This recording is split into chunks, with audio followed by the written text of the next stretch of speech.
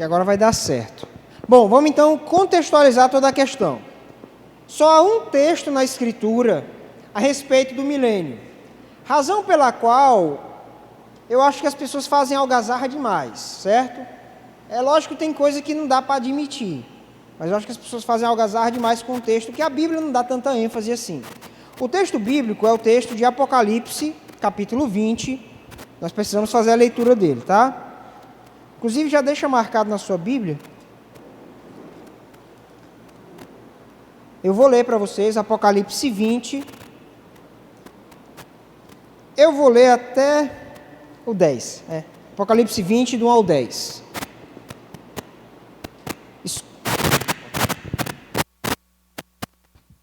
Escuta. Ei, som. Ei, som. Estão ouvindo lá? Ei, ótimo. Então, ouça com atenção a leitura do texto.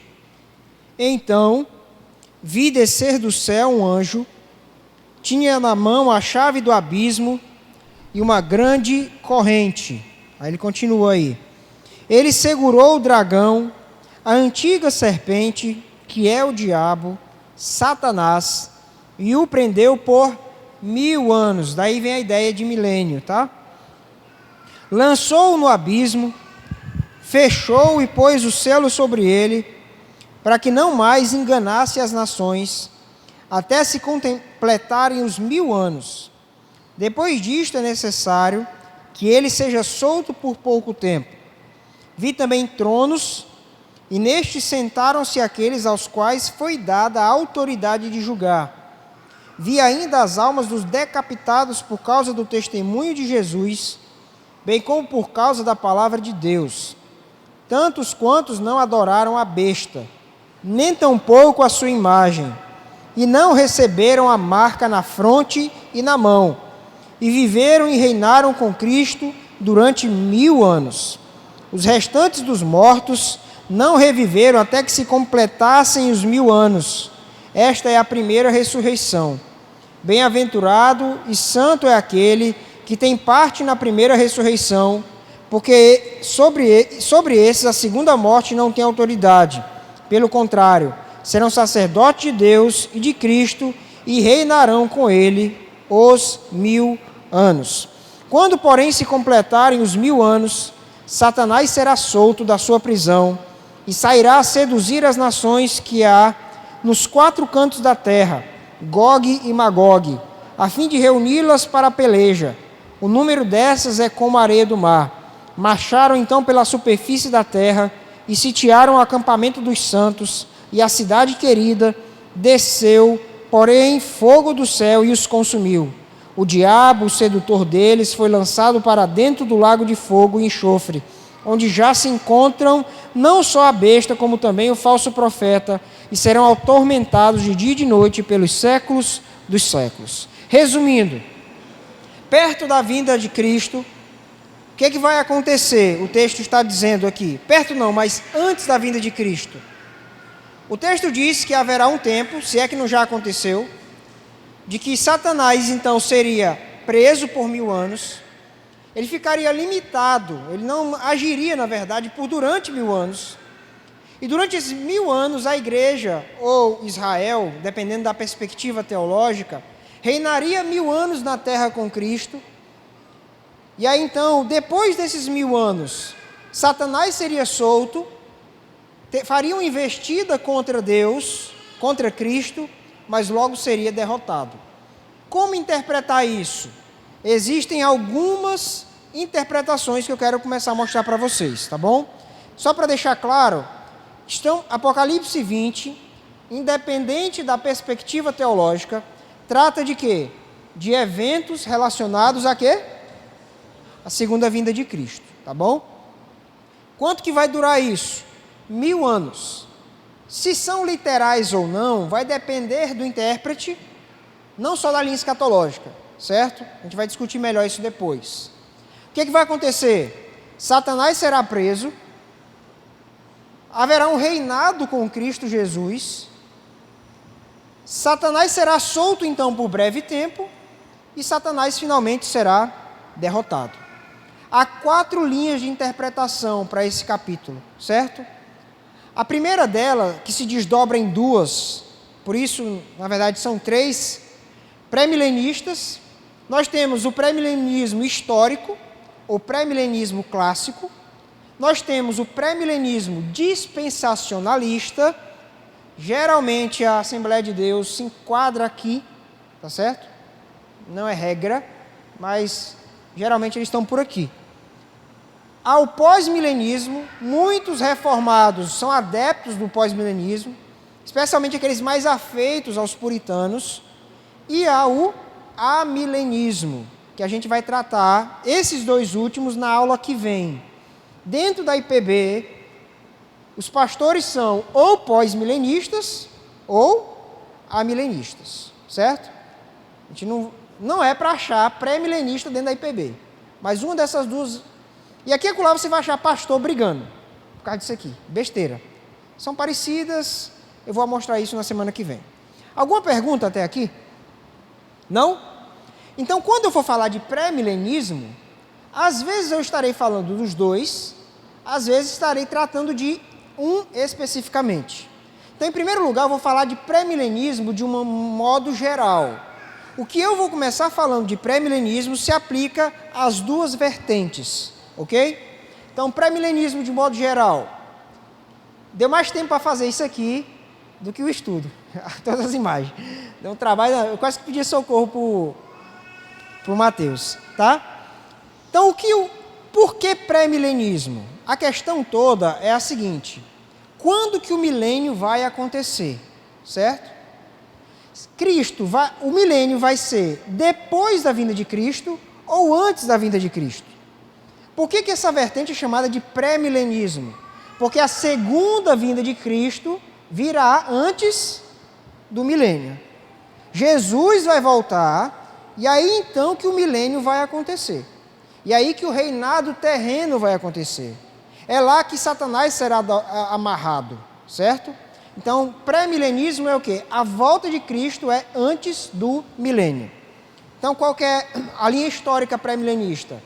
Cristo Jesus morreu pelos nossos pecados, um determinado período de tempo vai passar, Cristo então voltará, e Cristo estabelecerá um reino na terra, que durará 1000 anos. Se esses anos são literais ou não, depende. Alguns pré-milenistas creem que são 1000 anos mesmo, e outros creem que é um período de tempo indeterminado, certo? Depois desse período de 1000 anos, Satanás se levantará, então Cristo Jesus o derrotará e virá o juízo final. Entenderam a ilustração? Por que é pré-milenismo? Porque eles creem que Jesus voltará antes do milênio, tá bom? Esses anos são 1000 anos literais ou não, como eu já falei, não vou me repetir. Um estabelecimento de um reino terreno. A terra será um local diferente do que é hoje, no sentido de que a justiça e a retidão reinarão na terra. O que mais? É o que eu acabei de falar: retidão, paz e justiça quase que total. Que não haverá o pecado governando como governa em nossos dias, haverá incrédulos. Mas a situação será tão favorável para o povo de Deus que praticamente dá para dizer que o mundo está cristianizado, digamos assim, certo? Haverá uma harmonia com a criação. Então você pega aqueles textos de Isaías, que fala de leão pastando, já viram? Nós entendemos que isso diz respeito, na verdade, ao novo céu e à nova terra. O pré-milenista aplica aquelas promessas ainda antes do juízo final. Haverá um tempo em que haverá uma harmonia entre os homens e os animais. Então, basicamente, o que o pré-milenista vai fazer, muitas vezes, é pegar coisas que nós entendemos que se aplicam para o novo céu e a nova terra, e eles vão aplicar agora ainda antes do juízo final. Compreenderam? Então, esse é um exemplo. E haverá uma presença física de Jesus. Jesus não vai voltar só no último dia, onde vai julgar todas as coisas. Jesus vai voltar e vai viver na terra 1000 anos ainda, reinando com o seu povo. Tudo bem? Como é que vai ser esse evento? Sob a perspectiva pré-milenista, será um evento instantâneo. Por que é importante falar isso? Porque quando falarmos de pós-milenismo, nós veremos que a visão pós-milenista é gradual. O pós-milenista crê que o mundo vai melhorando com o passar do tempo, certo? Já o pré-milenista entende que a coisa vai ficando complicada, mas de uma hora para outra, Jesus aparece e estabelece a justiça na terra. Bom, conforme o pré-milenismo, a volta de Cristo será precedida por deterioração e uma grande tribulação. Então, quando será a grande tribulação na perspectiva pré-milenista?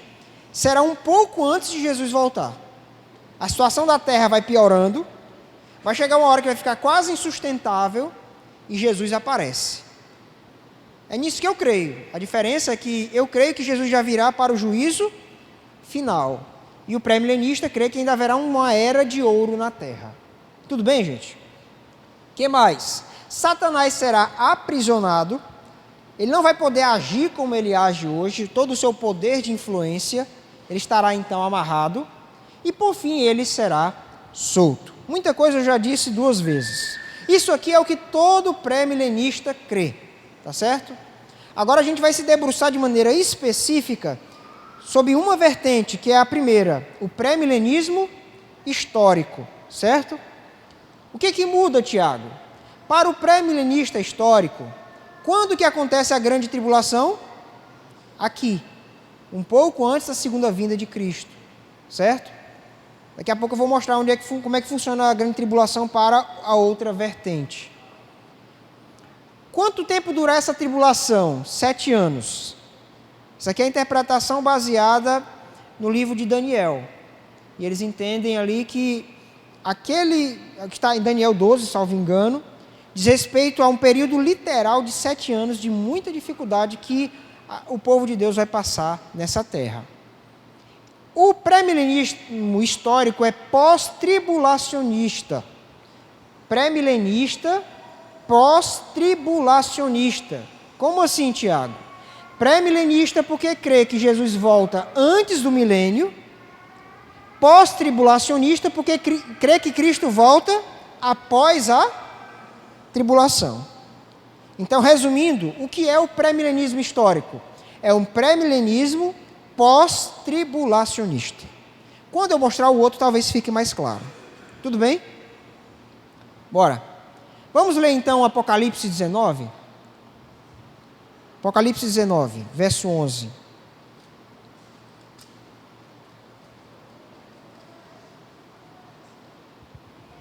Eu vou ler, tá? Apocalipse 19, 11 diz assim: Vi o céu aberto e eis um cavalo branco. O seu cavaleiro se chama Fiel e Verdadeiro e julga e peleja com justiça. Seus olhos são como chama de fogo na sua cabeça, há muitos diademas. Verso 14.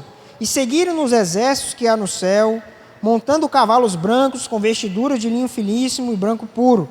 Sai da sua boca uma espada afiada, para com ela ferir as nações, e ele mesmo as regerá com cetro de ferro. Ou seja, no entendimento pré-milenista, esse episódio está falando da volta de Cristo antes do milênio. Então Cristo vai subjugar a terra e vai se tornar o grande governador da terra ainda antes do juízo final. Quando eu falar da nossa posição, eu vou explicar qual é a relação entre Apocalipse 19 e Apocalipse 20, certo? E então a vitória de Cristo será declarada, Apocalipse 19, verso 17, que diz assim: Então vi um anjo posto em pé no sol, e clamou com grande voz, falando a todas as aves que voam pelo meio do céu: Vinde, reuni-vos para a grande ceia de Deus, para que comais carne de reis, carne de comandantes, carne de poderosos, carne de cavalos e seus cavaleiros, carne de todos, quer livres, quer escravos, tanto pequenos como grandes. Ou seja, para eles, Jesus Cristo virá depois da grande tribulação e vai vencer todos os inimigos terrenos do reino de Deus para estabelecer 1000 anos de paz na terra. Dúvidas? Está muito difícil? Fácil não é para estar. Porque para mim está difícil, para vocês tem que estar também. Então, Qual será a primeira etapa da vitória de Cristo? A primeira etapa da vitória de Cristo está em Apocalipse 23. Do que esse texto fala? Da prisão de Satanás. Satanás vai perder o poder de influenciar o mundo, razão pela qual vai ficar mais fácil tudo nessa terra. Haverá então harmonia com a criação, como eu falei. Quem é que vai participar? Segundo a perspectiva pré-milenista, verso 4. Apocalipse 24. Vi também tronos, nestes sentaram-se aqueles que foram dados a autoridade de julgar. Vi as almas dos decapitados por causa do testemunho de Jesus. Quem é que vai reinar por 1000 anos com Jesus? Os mártires.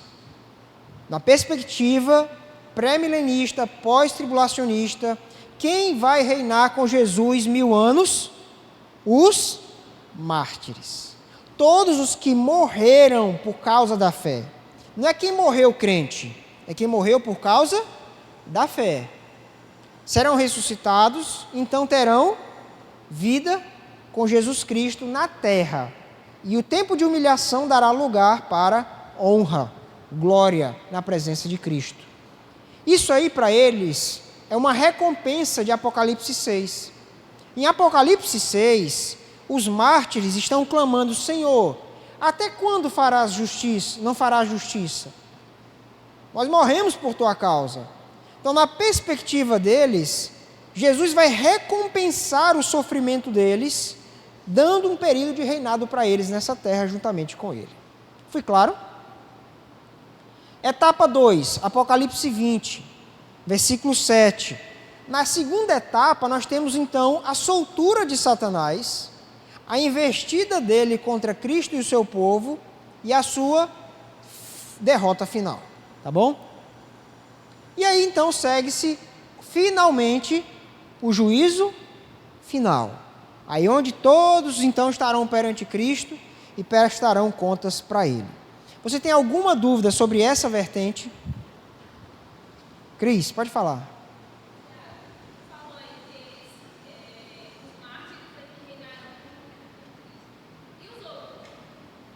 Serão ressuscitados no último dia. Não, nessa perspectiva... É porque assim, vai ter vertentes diferentes, mas a resposta clássica é que quem reina com Cristo são os mártires. Veja o verso 4 de novo. Vi também tronos, e neles sentaram os que foram dados a autoridade de julgar. Vi as almas dos decapitados por causa do testemunho de Jesus. Aí veja o verso 5. Os restantes dos mortos não reviveram até que se completassem os 1000 anos. Na interpretação deles, quem são os outros? Os crentes e os descrentes. Todos os descrentes e os crentes que não morreram sob martírio. Tá bom? Vai ter alguma interpretação diferente? Vai. Quando se trata disso, é muitas ramificações. Eu estou me firmando na interpretação clássica. Tá? Vou passar para frente. Agora vem o pré-milenismo dispensacionalista, certo? Qual é a diferença, Tiago? Na perspectiva deles, o que vai acontecer? Um arrebatamento. Se é secreto ou não, aí depende também de cada um. Tem uma música que a minha banda preferida é Banda Resgate, não sei se quem conhece. E eu amava aquela música, Apocalipse Now, né? Apocalipse Agora. Só que eles mudaram de opinião, né? Mas a opinião deles era essa, acho que eles nem cantam mais essa música. Então, quando eu virei presbiteriano, eu tive que parar de ouvir a música. Acho bonita, mas está errada. Enfim, conforme eu for explicando, eu vou mostrando um desenho para vocês, tá? O que eles entendem? Vamos lá para Tessalonicenses, por favor? Alguém vai ler para mim, tá? 4, do 15 ao 17.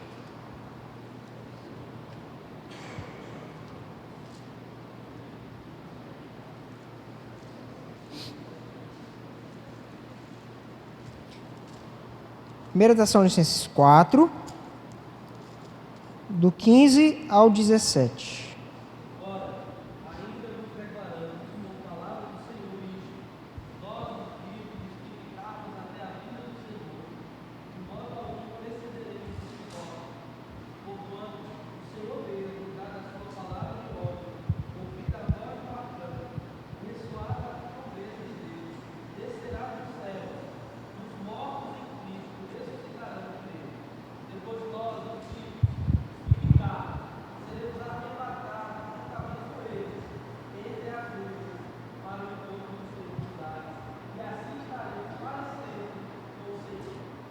qual é a interpretação dispensacionalista desse texto? Quando o texto aqui fala de ouvir a voz do arcanjo, ressoar da trombeta, os mortos em Cristo ressuscitarão primeiro. A ideia é de que a igreja, quando Cristo voltar a primeira vez, Jesus vai arrebatar a igreja. Alguém vai ler agora 2 Tessalonicenses 2,7.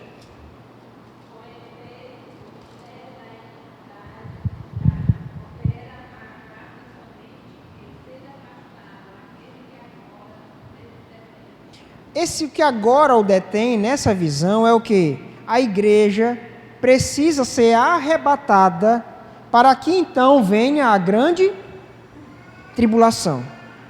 Nessa perspectiva dispensacionalista, a igreja não passará pela grande tribulação. Certo? Então, Cristo Jesus vai voltar, vai levar os santos, eu acho que até falei errado, porque aqui é todos os crentes, certo? Todos os crentes serão arrebatados para o céu, os que morreram serão ressuscitados e levados para o céu. Se isso vai ser secreto ou não, não se sabe. Daí tem aquela ideia, né? Avião, o piloto do avião era crente, sumiu. O motorista do ônibus sumiu, né? A igreja estava ali no culto, um bocado sumiu, os outros ficaram, né? E outros entenderão que essa presença, essa vinda, esse arrebatamento será visível para todos, certo? Pode falar.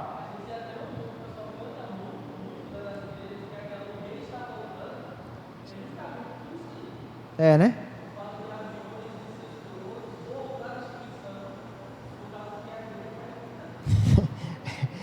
Aí morre porque o piloto foi, né? Pois bem, pré-tribulacionismo, eles são pré-tribulacionistas. Apocalipse 3,10, alguém leia, por favor.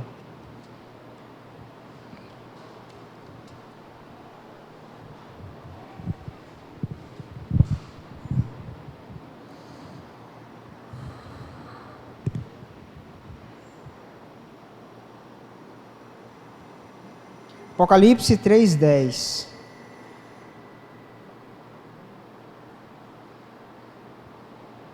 Alguém vai ler?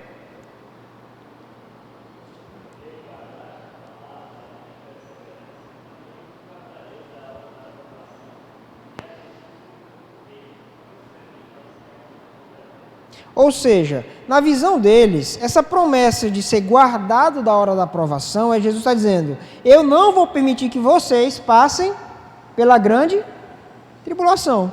Eu vou arrebatá-los para os céus. Mas vem cá. Se os crentes serão arrebatados, quem vai passar pela grande tribulação? Os judeus. Apocalipse 7.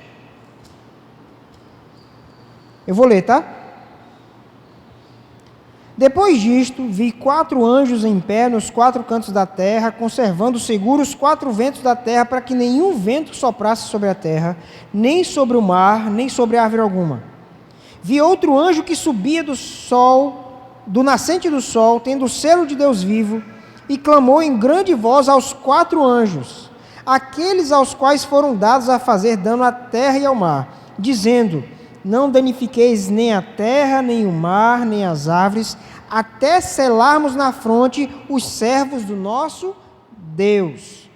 Então ouvi o número dos que foram selados, que era 144.000 de todas as tribos dos filhos de Israel. Deixa eu explicar uma coisa para vocês.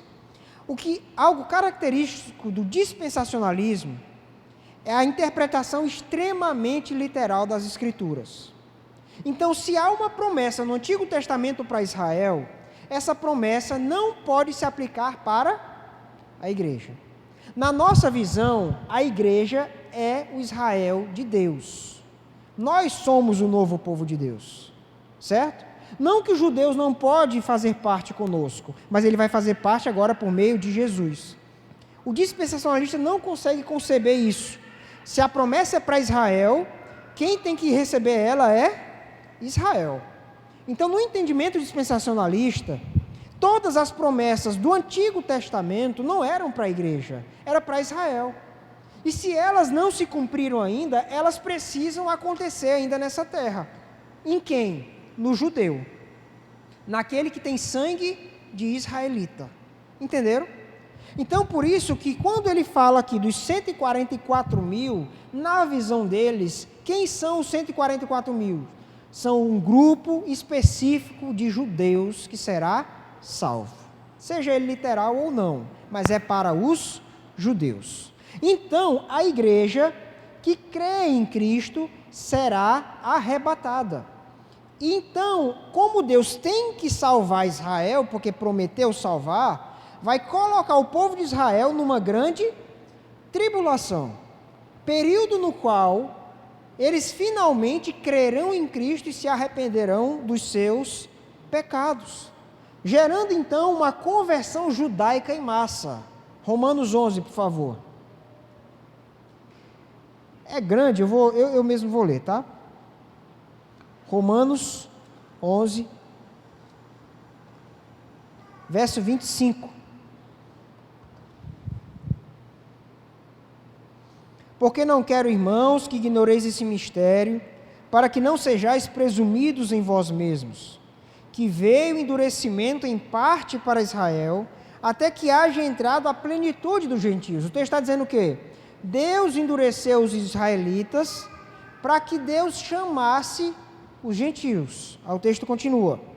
E assim todo o Israel será salvo. Como é que eu interpreto esse texto? Israel de Deus é a igreja, seja judeu, seja gentil. Para o dispensacionalista isso não faz sentido. Israel é Israel. Então Israel haverá de se converter. E todos os israelitas vivos que passarão pela grande tribulação se arrependerão dos seus pecados. E aí finalmente Cristo Jesus vai voltar. Certo?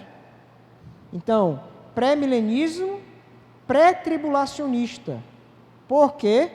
Porque a segunda vinda vai vir antes, ou melhor, pré-tribulacionista, no diz respeito que a igreja será arrebatada antes da tribulação, certo? E aí então, o que vai acontecer nesses 1000 anos? Nesses 1000 anos, os judeus se tornarão o centro, a terra de Israel, por meio dos judeus, se tornará o novo centro religioso do mundo de novo. Se alguém quiser se aproximar de Cristo, vai fazer por meio de quem? Dos judeus, que agora creem na pessoa de Jesus Cristo, certo? E então, quando Jesus voltar, Jesus vai voltar com quem? Com a igreja que já está no céu. Tá? Mas haverá um tempo que o referencial não será mais a igreja, o referencial serão os judeus crentes. O que é o milênio então? O que vai acontecer no milênio?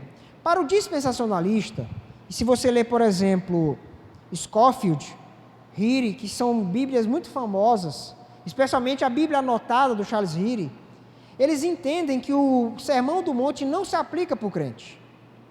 Para eles, o Sermão do Monte pode ter até um princípio moral, mas aquele padrão de vida de Mateus, de 5 a 7, que o pastor Renato expôs antes de ir embora, é uma descrição de como vai ser o mundo, quando? Quando os judeus estiverem na terra. Então, Mateus de 5 a 7 serve para os judeus e não para nós. Essa é a interpretação deles. E toda aquela justiça apresentada por Cristo será estabelecida ainda neste mundo. Quando? Quando os judeus estiverem aqui. Entenderam? O que mais que eu posso lhes dizer? Haverá uma restauração do templo de Israel e do sistema sacrificial. De novo, sacrifícios serão apresentados. O sacerdote vai sacrificar animais, dizendo eles que não vai ter mais caráter expiatório, mas uma forma de lembrar daquilo que Jesus Cristo fez. Tiago, mas qual é a base nisso? Porque o Antigo Testamento prometia a restauração do templo. Então, na visão deles, o templo tem que ser restaurado, porque a Bíblia diz que o templo seria restaurado. E não consideram textos como João 4, que Jesus disse que vem a hora e já chegou, que os verdadeiros adoradores adorarão ao Pai em espírito e em verdade. O templo foi restaurado? Foi. Você é o templo, na nossa visão. Você é o templo no qual Cristo habita por meio do Espírito Santo. Mas para eles, ainda haverá uma restauração do templo.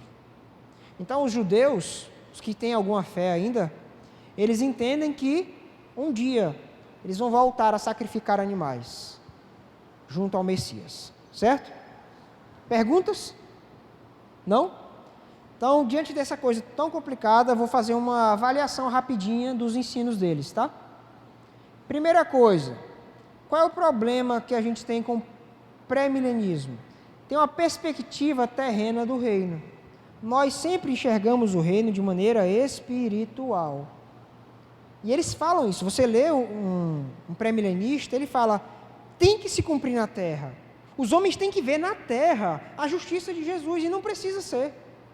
Nós entendemos que um dia, no novo céu e na nova terra, isso será estabelecido. E se Deus vai cumprir suas promessas só após o juízo, não quer dizer que a promessa de Deus caiu por terra. Deus não precisa te abençoar agora, nessa vida. Talvez seja só no porvir, certo? Então essa é a primeira coisa, um problema que a gente tem com eles. A ideia também de uma necessidade de que haja uma recompensa temporal para os justos. Sofreu aqui, é recompensado aqui. Não precisa ser aqui, entendem? Pode ser na glória. Direto eu falo isso em pregação, né? Deus vai te honrar, se não for aqui, vai ser no céu. Mas na visão deles é aqui, desse jeito, antes do fim dos tempos. Os ímpios vão ver que você estava certo, vão ver. Na visão deles, ainda nessa terra, e nós pensamos que seja no porvir. Há uma literalidade extremada. Essa visão ela é baseada na hermenêutica deles. Tudo tem que ser literal. Eles não entendem que há uma perspectiva teológica, certo? Então, se fala muito que a nossa linha de interpretação é gramático-histórica. Já ouviu falar? Mas, na verdade, se você for parar para pensar, o dispensacionalista, o pré-milenista, também é gramático-histórico. Agora, nós, reformados, temos uma interpretação gramático, histórica e teológica. Na época dos reformadores, falar que se tinha uma interpretação gramático-histórica, ou seja, eu uso a gramática e o contexto histórico, era suficiente. Mas agora que existe dispensacionalismo, os teólogos mais atuais falam, nós somos gramáticos, históricos e teológicos. Nós cremos que há uma progressão teológica nos temas. Então, quando nós entendemos igreja, nós entendemos que igreja é Israel de Deus, porque houve um progresso da revelação. Charles Healy, por exemplo, que é dispensacionalista, fala, Deus tem dois povos. Ele fala, nós negamos que Deus tem um só povo, Deus tem dois. Deus tem dois povos que Ele ama, tem Israel e tem a igreja. E nós cremos que Deus tem quantos povos? Um povo. Quem é esse povo? O Israel de Deus, a igreja. Entenderam? O que mais? Há uma desconsideração da estrutura cíclica de Apocalipse. Pode falar, minha irmã. A igreja visível? Sim, isso. A igreja visível é o povo de Deus, que entende que são os cristãos, né? Lembrar dos estudos de eclesiologia que nós demos. Aqui eu vou tratar somente no estudo que vem. Por que eu estou dizendo isso? Porque eles entendem que, se Jesus voltou em Apocalipse 19, não faz sentido dizer que Apocalipse 20 trata de uma coisa antes da vinda de Cristo. Só que nós entendemos que Apocalipse possui uma estrutura cíclica, onde os eventos se repetem. E eu vou mostrar isso no estudo que vem, mostrando para você como que você interpreta o livro de Apocalipse, tá? Talvez eu gaste até mais uma aula para isso, eu não sei. Vou ver, vou pensar, tá bom? O dispensacionalismo especificamente, eles brigam por uma distinção entre igreja e Israel.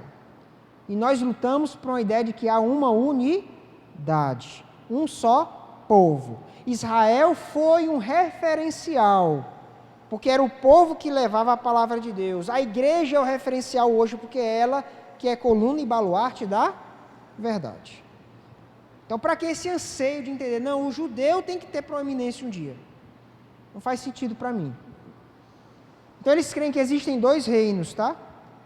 O reino de Deus e o reino dos céus. Para eles é diferente, certo?